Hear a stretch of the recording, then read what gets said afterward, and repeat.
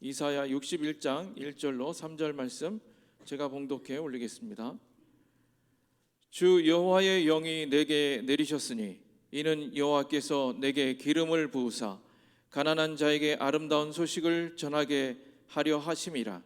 나를 보내사 마음이 상한 자를 고치며 포로된 자에게 자유를, 갇힌 자에게 노임을 선포하며 여호와의 은혜의 해와 우리 하나님의 보복의 날을 선포하여 모든 슬픈 자를 위로하되 무릇 시온에서 슬퍼하는 자에게 화관을 주어 그 죄를 대신하며 기쁨의 기름으로 그 슬픔을 대신하며 찬송의 옷으로 그 근심을 대신하시고 그들의 의의 나무 곧 여호와께서 심으신 그 영광을 나타낼 자라 일컬음을 받게 하려 하심이라. 아멘. 오늘 저는 여러분과 함께 주 여호와의 영이 임하시면, 한번 따라 하실까요? 주 여호와의 영이 임하시면. 자, 다시 한번요. 주 여호와의 영이 임하시면. 모든 역사는 하나님의 임재로부터 시작합니다.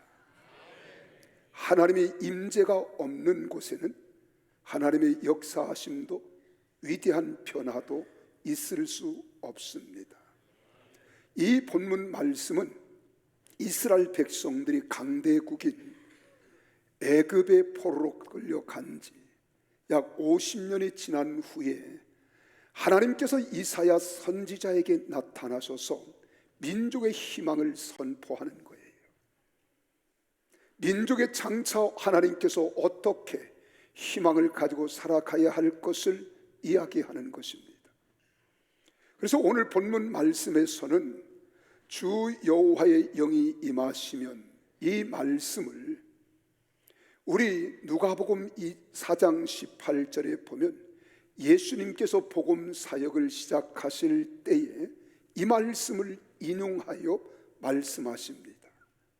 그 말씀에 보면 주의 성령이 내게 임하셨으니, 여기서 주 여호와의 영이라고 하는 말과 또한 주의 성령이라고 하는 말은 같은 어원입니다. 우리가 본문에 이 말씀을 원어로 보면 르하우라는 말이에요. 하나님의 영, 하나님의 기운, 하나님의 생명, 하나님의 바람을 일컬어 우리는 르하우라고 이렇게 이야기합니다. 근데 오늘 예수님께서 이 말씀을 인용하여 말씀하셨으니, 오늘 61장 1절에서는 주 여호와의 영이 내게 내리셨으니, 또 누가복음 4장 18절에서는 주님의 성령이 내게 임하셨으니, 같은 말이거든요. 그래서 그 다음에도 또 마찬가지입니다. 61장 1절에 기록된 말씀인 가난한 자에게 아름다운 소식을 전하게 하려 하심이라. 그런데 누가복음 4장 18절에서도 말씀하시잖아요. 이는 가난한 자에게 복음을 전하게 하려 하심이라. 여기서 조금 다른 말이 나오죠. 하나는 아름다운 소식이라고 하는 말과 이 복음이라고 하는 말은 같은 말입니다. 아름다운 소식, 이 복음. 그래서 아름다운 소식을 예수님께서는 복음이라고 표현하셨어요. 그러니까 아름다운 소식이 복음이고, 이 복음을 전한다는 것이 아름다운 소식을 전하는 겁니다. 그리고 이 아름답다 하는 말은 복음이 전파되어지는 곳, 저 복음을 듣는 자들에게는 참으로 모든 변화의 역사가 일어나는데, 이것이 하나님의 능력임을 믿으시기를 바랍니다. 오늘 세상에는 신학이라고 하는 게 참 많아요. 내가 이 3부 예배는 조금 여유를 가지고 설교를 하기 때문에 시간에 조금 딜레이가 되지만은, 그러나 좀 말씀을 여유 있게 가르치고 선포할 수 있어서 얼마나 좋은지 모릅니다. 여러분, 우리가 하나님의 역사는 사람의 이지로 이해가 되는 게 아닙니다. 사람의 철학으로 비교할 바가 없는 거예요. 사람의 합리적인 것은 도덕적이고 윤리적이면 됩니다. 그러나 성경은 이성과 합리와 철학을 넘어서 하나님의 역사라는 사실을 여러분들이 인정하고 인지하지 않으면 이해할 수 없는 것이 바로 이 성경임을 믿으시기를 바랍니다. 그래서 사람들이 사람 편에서 사람들을 이해를 시키려고 하고 사람들의 마음을 호감을 갖게 하려고 사람의 방법으로 하는 것이 합리적인 거예요. 근데 성경은 합리적으로 이해가 안 돼요. 그래서 이 말씀을 사람들이 최고의 수준인 윤리도덕에서 머무릅니다. 그리고 지식을 좀 더 연구하고 노력하면 철학을 논하는 거예요.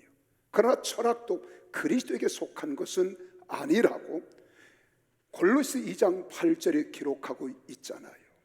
그러면 이 성경의 말씀은 사람의 이지나 철학이나 논리나 과학으로 입증되는 것이 아니라 과학이 바로 이 말씀을 입증해 가는데, 과학 문명 시대를 살아가면서 과학이 발전하고 발달하면서 이제 과학이 성경을 입증해 주고 있는 거예요. 그래서 사람들은 이 성경을 잘못 인간의 입장에서 표현하고 논하려고 하다가 신학이 막 4분 5일로 쪼개지는 겁니다. 그래 현대 신학이 나오고 신신학이 나오고 나중에는 뭐라고 나오느냐, 사신신학이 나오는 거예요.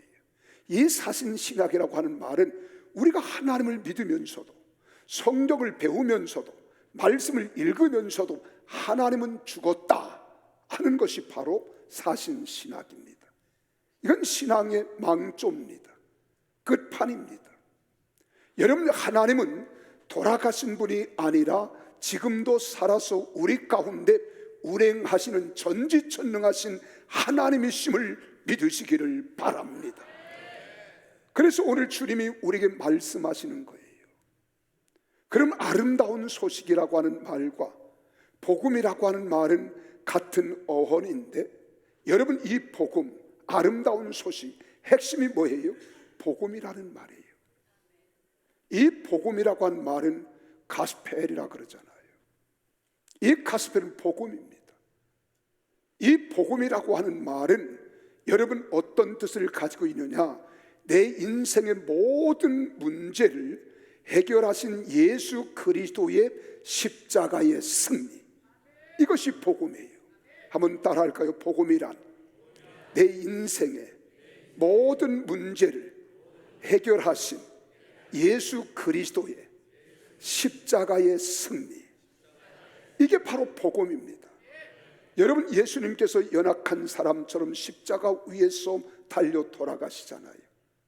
그리고 예수님이 마지막 가상 7원을 말씀하실 때 마지막 하신 말씀이 뭐예요? 다 이루었도다. 자, 무엇을 이루었을까요? 하나님께서 예수 그리스도를 이 땅에 보내주시고 인류 구원을 위하여 예수 그리스도를 십자가 위에서 못 박혀 죽게 하시는 것이 하나님의 뜻입니다. 그래야 이 죽음이 있어야 죄로 인하여 죄의 싹은 사망이라고, 사망에 처할 수밖에 없는 자들을 예수 그리스도는 죄가 없고 흠이 없으신 분으로 여러분과 나의 모든 죄를 다 담당해 주시고 속죄해 주시고 깨끗게 해 주시고 온전케 해 주셨다, 이 사실을 믿게 하기 위하여 예수님께서 다 이루었다 하는 거예요. 다 이루었다. 그리고 하나님께 숨을 거두어 가신 거예요. 한번 따라합시다. 다 이루었다. 무엇을? 여러분과 나의 인생의 모든 문제를 다 이루신 분이십니다.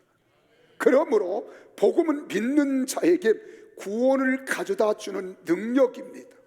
하나님의 권세입니다. 하나님의 역사입니다. 이 복음을 깨달으면 강력한 믿음의 사람으로 뒤바뀌는 엄청난 영적인 대혁명을 우리가 체험하게 되는 거예요. 그래서 예수님의 복음 때문에 인생의 가치가 바뀌는 겁니다. 예수님의 복음 때문에 여러분 인생 철학이 바뀌는 거예요. 예수님의 복음 때문에 내가 이 땅에 왜 존재하는가, 우리의 정체성을 회복할 수 있는 것이고, 사람이 가장 값지고 멋진 생애를 살아갈 수 있는 것입니다. 지금 우리는 영적으로 엄청난 격변기에 놓여 있다는 사실을 여러분 조금 더 의심하지 마십시오. 왜 그런 줄 아십니까? 이 세상은 죄악으로 관영하면서 혼돈과 무질서, 온갖 유혹들이 사방에 도사리고 있다는 사실을 우리는 알아야 합니다. 그렇기 때문에 잠깐 한눈을 팔면 죄악 수렁에 빠지기 쉬운 때를 우리는 살아가야 합니다. 그러므로 우리는 정신을 바짝 차려야 되는 거예요. 여러분, 핸드폰을 보세요. 핸드폰을 꺼놨다가 딱 키면은요, 별별 이상한 것들이 다 뜹니다. 이게 뭐야? 그럼 누르면 그 다음부터는요, 당신이 좋아할 만한 프로라는 거예요. 온갖 더러운 것들이 다 뜨는 거예요. 이런 추악한 것들을 우리가 주머니에 거의 모시고 다니잖아요. 핸드백에 거의 모시고 다니잖아요. 그래서 오늘 청소년들이 열지 말아야 할 것을 열었다가, 또한 어른들이 잘못 열었다가, 이런 죄악의 수렁에서 우리가 유혹에 빠져 들어간 것을 우리는 종종 볼 수 있습니다. 그러기 위해서 우리는 이 땅에 누군가의 능력이 없으면 안 된다는 거예요. 누구의 역사가 없으면 이 세상을 우리는 살아낼 수 없다는 것입니다. 그러므로 하나님의 능력, 복음을 붙잡아야 할 때가 지금인 줄로 믿으시기를 바랍니다. 이 세계는 우리가 물리적인 세계만이 있는 것이 아닙니다. 영적인 세계가 우리 앞에 있다는 사실이에요. 그래서 우리는 성령의 세례, 성령 충만을 받아야 할 때가 바로 지금입니다. 예수님이 하나님 나라로 올려 가시면서 수많은 사람들에게 할 말씀이 얼마나 많았겠어요. 그럼에도 예수님은 다른 말씀은 이런 지하에 다 억제하시고 딱 한마디예요. 위로부터 주의 성령이 임할 때까지, 위로부터 능력이 임할 때까지, 위로부터 하나님의 성령이 임할 때까지 너희는 이 성을 떠나지 말라. 믿으시면 아멘 하십시다. 정말 복음을 우리가 바로 알고 복음의 능력을 체험하면서 의뢰 가운데 살아가야 할 때인 줄 알지만은 우리 인간의 지성과 이성으로 아는 것이 아닙니다. 이 하나님 말씀은 이해가 되는 것도 믿어지는 것도 하나님의 성령이 여러분 머리에 임해야 될 줄로 믿으시기를 바랍니다. 그래서 깨닫게 해주시지요, 알게 해주시지요, 믿도록 해주시지요. 이것을 믿고 하나님께 기도할 때 하나님의 역사가 일어나잖아요. 그래서 주의 성령이 임하셔야 된다는 것입니다. 아무리 죄인일지라도 주의 성령이 임하시면 그 죄를 사함 받습니다. 아무리 똑똑한 사람일지라도 주의 성령이 임하지 아니하시면 하나님 말씀을 이해할 수도 믿을 수도 실천할 수도 없는 것입니다. 그러므로 주 여호와의 영 성령이 임하시면 복음이 깨달아지는 거예요. 복음이 믿어지는 거예요. 복음을 따라 실천하여 살아가는 사람이 될 줄로 믿으시기를 바랍니다. 그래서 로마서 1장 16절에 바울 사도가 이렇게 말합니다. 내가 이 복음을 부끄러워하지 아니하노니 이 복음은 모든 믿는 자에게 구원을 주시는 하나님의 능력이 됨이라. 할렐루야. 여러분, 바울이 누구였습니까? 그가 복음으로 변화되기 전에는 이 복음을 선포하는 사람들을 핍박하던 사람입니다. 잡아다가 감옥에 가두던 사람이에요. 잡아다가 죽이던 사람입니다. 근데 하나님의 성령이 임재하시고 하나님의 능력을 받게 되어지니 핍박하던 예수 그리스도를 전하지 않고는 견딜 수 없는 뜨거운 불타는 마음을 가슴에 품은 복음의 사도가 된 줄로 믿으시기를 바랍니다. 여러분, 복음은 믿는 자에게 구원을 주시는 하나님의 능력이실 뿐만 아니라 이 복음의 실체는 바로 예수 그리스도입니다. 복음을 전하는 것은 그리스도를 전하는 것이요, 우리가 복음을 선포하는 것은 예수 그리스도는 하나님의 아들, 능력의 주님, 우리의 구원자이심을 선포하는 것임을 믿으시기를 바랍니다. 그래서 그 예수 그리스도를 믿는 것이 바로 구원으로 가는 길입니다. 그리고 복음은 모든 결박을 푸는 권세가 있습니다. 내 마음이 답답합니까? 힘들고 어렵습니까? 예수 그리스도의 이름으로 선포하십시오. 예수 그리스도의 이름으로 명령하십시오. 여러분 몸의 질병을 향해서도 내가 나서는 예수의 이름으로 명령하고 선포하노니 내 암병은 떠나갈지어다, 위장병은 사라질지어다, 신경통도 떠나갈지어다. 이렇게 외치면 놀라운 사실은 병든 자들이 치료된다는 겁니다. 그래서 기쁜 소식이기 때문에 아름다운 소식이고 복음이라고 하는 거예요. 우리가 누가복음 4장 18절 19절을 보세요. 뭐라고 말씀합니까? 주의 성령이 내게 임하셨으니 이는 가난한 자에게 복음을 전하게 하시려고 내게 기름을 부으시고 나를 보내사 포로된 자에게, 여러분들이 읽으세요. 포로된 자에게, 눈먼 자에게 전파하며 눌린 자를 주의 은혜의 해를 전파하게 하려 하심이라 하였더라. 할렐루야. 여러분 복음이라고 하는 것은요 그냥 권능 능력이 아닙니다. 이 복음은 사단의 권세와 괴락을 우리는 깨트리는 십자가의 능력의 복음입니다. 오직 복음과 성령의 능력으로만이 사탄의 모든 권세를 물리칠 수 있습니다. 복음과 성령의 능력은 마귀 이를 멸하시는 승리를 보장하는 능력이요 권세임을 믿으시기를 바랍니다. 그래서 복음과 성령의 능력은 마귀의 온갖 술수와 괴계를 물리치는 하나님의 능력인 거예요. 이런 능력의 복음이 내게 주어졌으니 얼마나 놀랍습니까? 이런 복된 복음을 들으면서도 우리는 졸 때가 많아요. 나와는 상관이 없겠지. 마음이 받을 만한 마음이 갖춰주지 않았다는 겁니다. 여기도 보면 조는 사람이 딱 한 사람이 있어요. 내가 누구라고 말하지는 않겠습니다. 얼마나 자존심이 상하겠어요. 사랑하는 성도 여러분, 오늘날 성도들의 관심이 어디에 쏠려 있습니까? 영적인 것보다는 물리적인 것에 우리는 관심을 쏟고 있습니다. 내 육체가 건강했으면 좋겠다. 나도 남들처럼 잘 살아 보았으면, 내 인생에 좀 승리하고 성공을 거두어 드렸으면, 우리 자녀들이 다 좋은 겁니다. 반드시 여러분 이런 일들이 일어나야 됩니다. 그러나 여러분 점점 성도들의 관심은 하나님의 일에서 무관심하고 있다는 거예요. 그러면 하나님의 일이 무엇입니까? 한 영혼이라도 더 예수 믿고 구원 받는 것이 하나님의 뜻이요 하나님의 일입니다.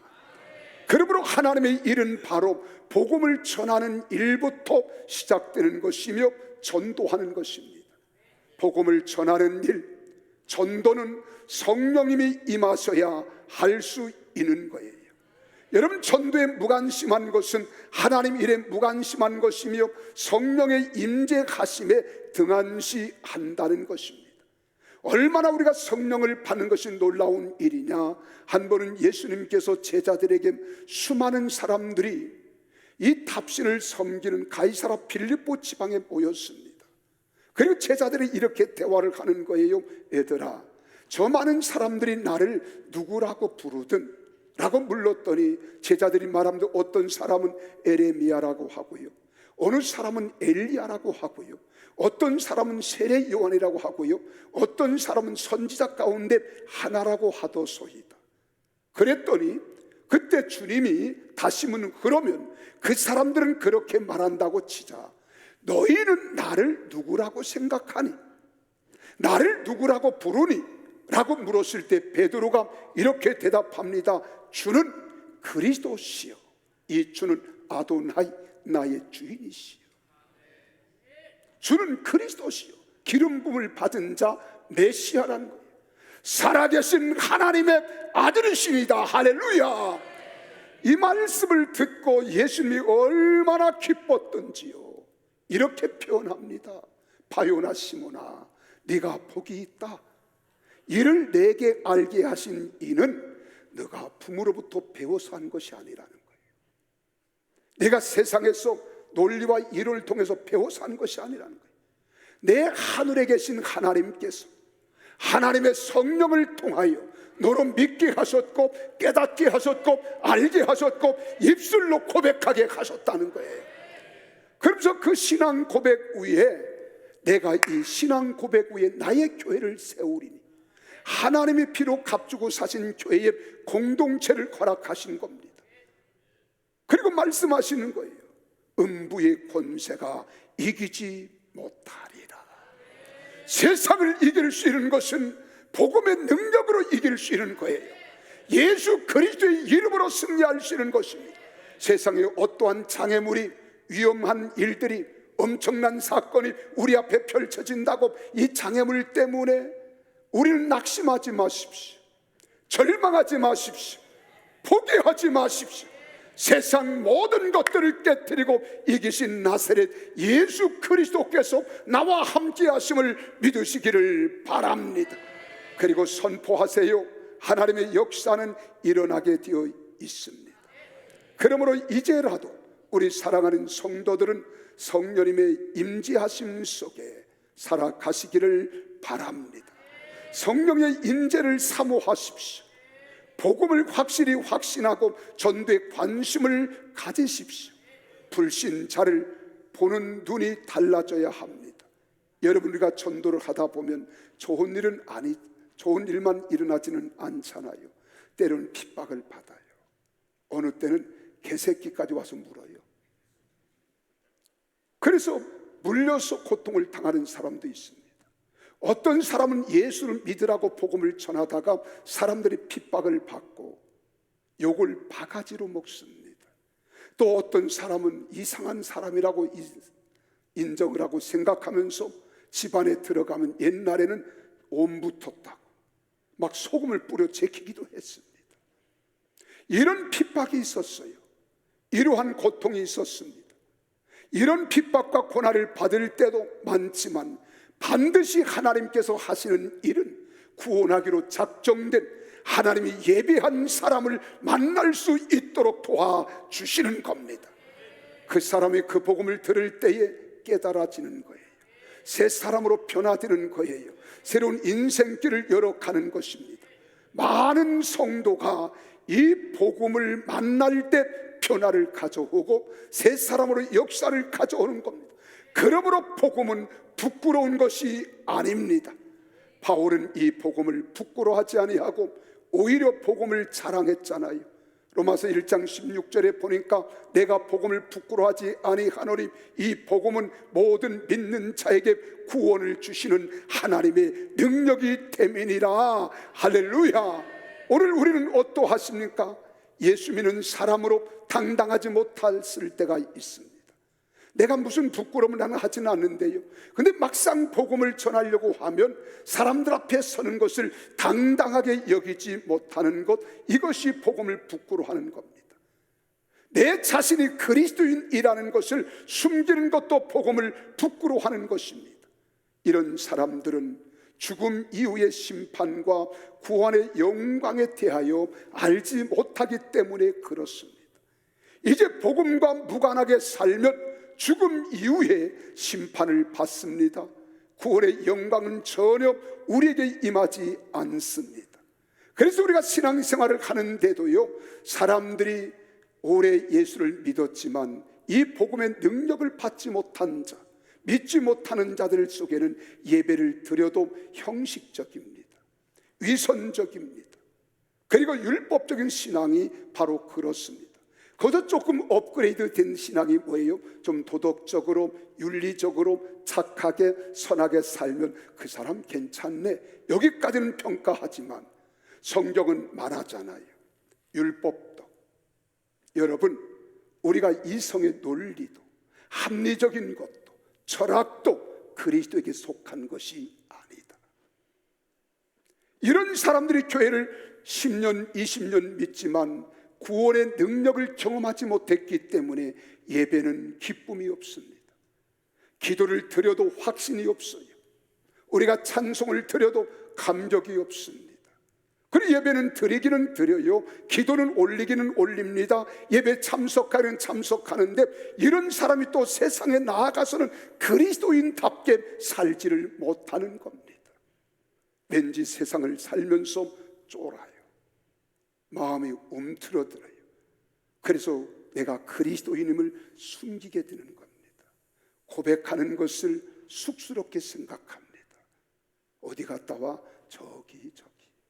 아니 저기가 어딘데 그냥 저기 갔다 오는 거야. 이런 사람은 성경도요 표면적으로 들고 못 다녀요. 가방 속에, 물론 비가 오면 가방 속에 넣어야겠지만 당당하게 이 말씀이 능력입니다. 이 말씀이 구원입니다. 이 말씀이 권세가 되는 것입니다. 그래서 사람들이 어떡합니까? 사람들이 자기 자랑하는 거예요. 예수 자랑이 아니라 내 자랑, 예수 소개가 아니라 내 자식 자랑, 우리 가정 자랑, 마누라 자랑, 팔풀이, 남편 자랑. 근데 이 모든 것들이 어떻습니까? 다 악한 것이라는 거예요. 야고보서 4장 16절에 말하잖아요. 이제는 너희가 허탄한 자랑을 하니 그러한 자랑은 다 악한 것이라. 다 악한 것이라. 하나님을 경외하며 주님 말씀에 순종하며 성령의 인도를 따라 살아갈 때 가장 복된 삶을 살아가고 깨닫는 은혜를 통하여 한없는 은혜를 우리는 만끽하며 감사하며 살아가야 되는데, 이런 복음의 능력을 깨닫지 못한 것은 주의 영이 내게 없기 때문인 거예요. 그렇다면 우리가 성령 충만을 받고 오직 복음을 따라 사는 길만이 살 길이며 소망의 길이요 능력의 길임을 믿습니다. 우리는 복음의 가치를 알기 때문에 복음을 누리며 살아야 하는 것입니다. 그런 사람은 복음으로 구원을 받고 성령 받은 우리는 예배를 통해서 그 구원의 감격과 기쁨을 마음껏 누리게 되는 줄 믿습니다.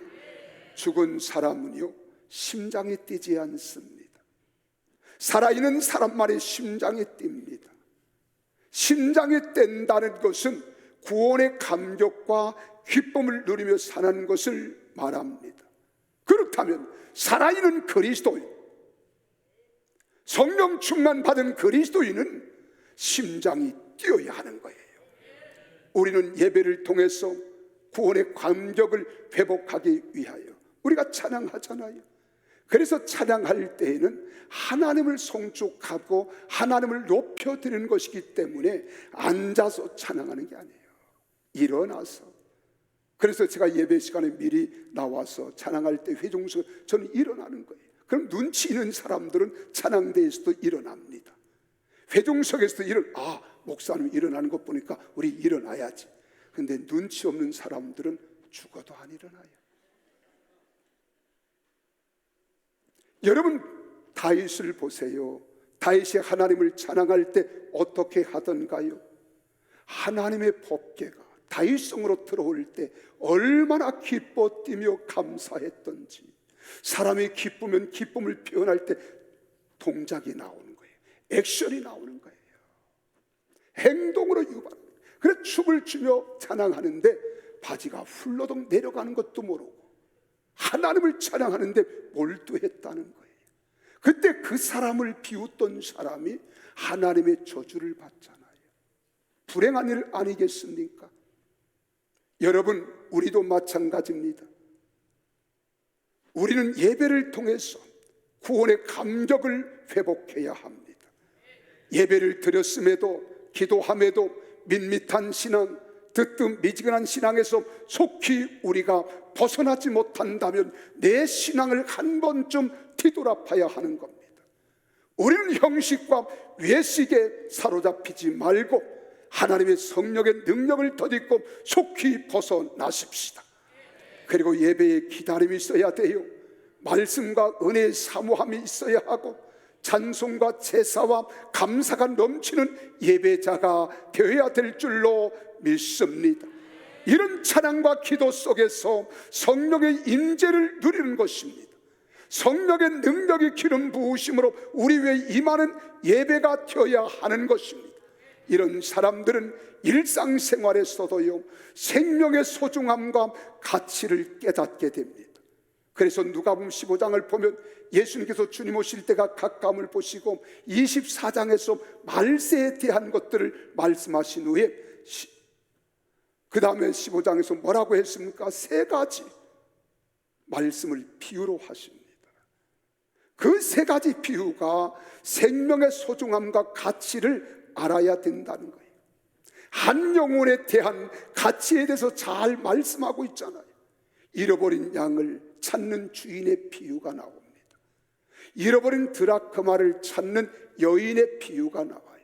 또한 집을 나갔던 아들 탕자를 기다리는 아버지의 심정을 기록하고 이야기하고 있습니다. 여기에 공통점이 무엇입니까? 잃어버렸다가 다시 찾았다는 사실입니다. 특별히 잃어버린 양, 잃어버린 드라크마, 잃어버린 아들을 찾기 위해 부지런히 애쓰고 힘쓰는 모습을 열거하고 있잖아요. 언제까지 찾습니까? 찾아내기까지 찾지 않겠느냐, 이렇게 말해요. 한번 따라서, 찾아내기까지 찾지 않겠느냐.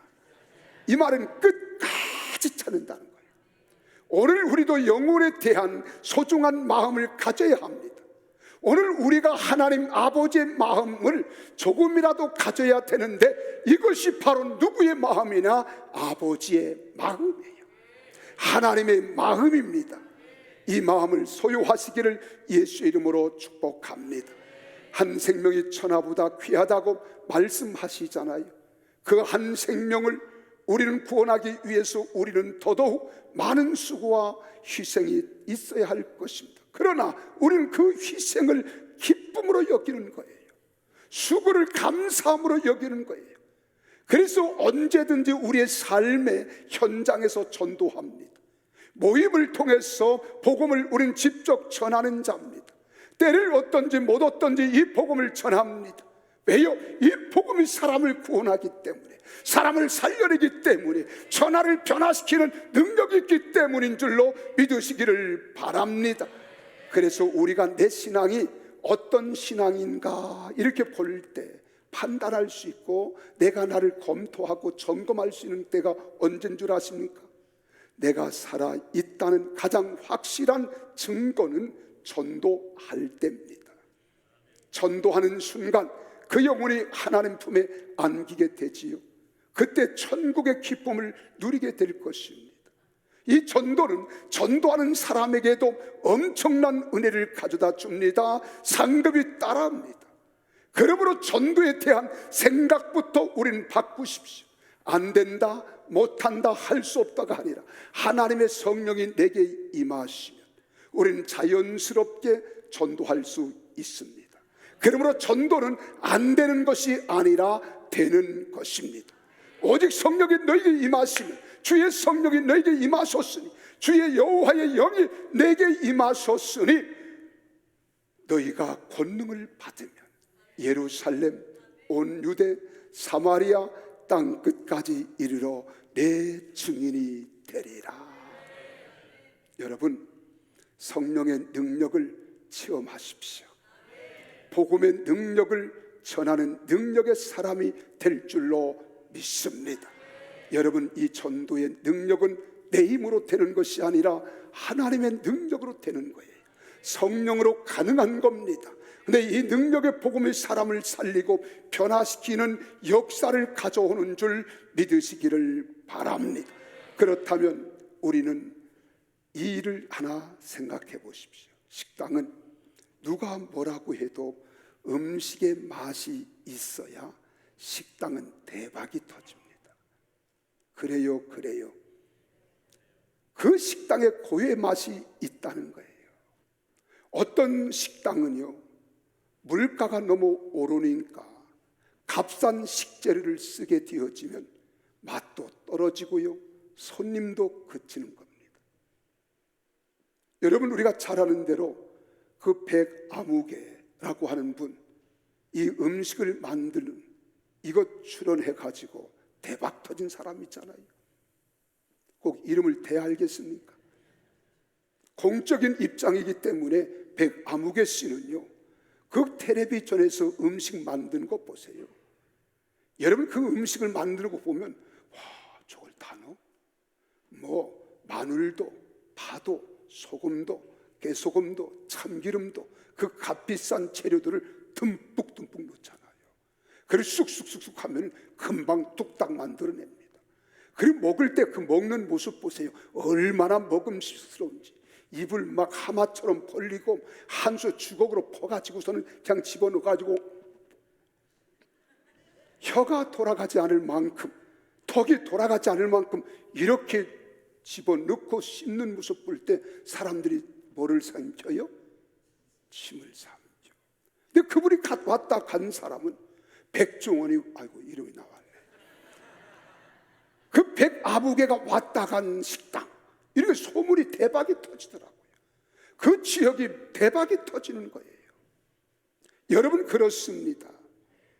아무리 환경이 바뀌어도 변함없는 맛을 유지해야 그 식당은 대박이 터지는 거예요. 복음도 마찬가지입니다. 우리 교회가 성령 충만한 교회로 복음의 능력을 전하는 교회가 되어야 하면 하나님은 반드시 복음의 능력이 나타나게 되어질 줄 믿습니다. 이 복음이 신앙의 맛입니다. 한결같이 복음의 능력은 나타나야 되는 거예요. 그래서 복음이 떨어질 때마다 병든 자들이 치료받습니다. 문제가 해결됩니다. 마음의 삶의 맛을 깨닫습니다. 내가 살겠다는 의지와 의욕을 가슴에 품고 자리를 일어섭니다. 의욕을 가지고 세상을 향해 나아가는 거예요. 그때 하나님께서는 그 마음을 바꾸어 주시고 삶을 바꾸어 주시며 자세와 태도를 바꾸어 주시는 줄 믿습니다. 그러므로 바로 우리 모두가 성령 충만 받아서 복음의 능력 안에서 사는 길만이 참된 길임을 믿습니다. 복음의 능력이 무엇인가를 바로 알고 그 복음을 누리며 선포할 줄 알아야 합니다. 그래서 불신 영혼을 위해서 눈물로 기도하고 전도하는 교회로 든든히 세워가자는 교회가 되어야 된다는 것입니다. 그러면 복음에 온전히 미쳐야 되는 거예요. 바울이 말하자면 내가 미쳤어도 온전히 그리스도에게 미쳤다는 겁니다. 오늘 사랑하는 여러분, 우리 성령 충만 받아 복음의 능력을 선포하는 교회의 주역들이 다 되시기를 주의 이름으로 축원합니다. 그러면 여러분도 살고 복음을 받는 사람도 살며 평택이 거룩한 도시 대한민국이 살아있는 예수 한국 복음 통일을 이룩하는 나라가 될 줄로 믿으시기를 바랍니다. 다시금 성령 충만으로 무장하십시다. 복음의 능력을 선포하는 승리의 성도들이 다 되시기를 예수님 이름으로 축원합니다. 이 복음이 선포되어지면 어떻게 변화되어지는가? 우리 이사야서 61장 1절부터 3절을 읽고 우리가 마무리하겠습니다. 주 여호와의 영이 내게 내리셨으니 이는 여호와께서 내게 기름을 부으사 성령을 보내주시사 이 말이에요. 가난한 자에게 전하게 하려 하심이라. 나를 보내사 마음이 상한 자를, 포로진 자에게, 갇힌 자에게, 할렐루야, 여호와의 은혜의 해가 우리 하나님의 보복의 날을 선포하여 모든 슬픈 자를 위로하되 무릇 시온에서 슬퍼하는 자에게 화관을 주고 그 죄를 대신하며 기쁨의 기름으로 그 슬픔을 대신하며 찬송의 옷으로 그 근심을 대신하시고 그들이 의의 나무 곧 여호와께서 심으신 그 영광을 나타낼지라 일컬음을 받게 하려 하심이라. 할렐루야. 복음이 이렇게 변화시킨다 이 말이에요. 이런 현실을 새롭게 하시는 줄 믿으시기를 바랍니다. 이 복음의 은혜를 허락하신 하나님의 능력을 찬양하며 우리 주님 오실 그날까지 이 복음을 선포하는 능력자들이 다 되시기를 예수의 이름으로 축복합니다. 그래서 여러분이 가는 곳곳마다 기적이 일어나야 돼요. 홍해수가 갈라지듯이 인생길이 갈라져야 합니다. 하늘에서 메추리와 만나를 내려주었듯이 우리 하늘에 신령한 은혜를 하나님이 주셔야 합니다. 반석을 쳐서 샘물이 솟아나게 하듯이 여러분 인생길 가는 길에 시원한 생수와 같은 샘물의 은혜가 가슴에서 콸콸콸콸 쏟아 넘쳐나기를 주의 이름으로 축원합니다. 기도하시겠습니다.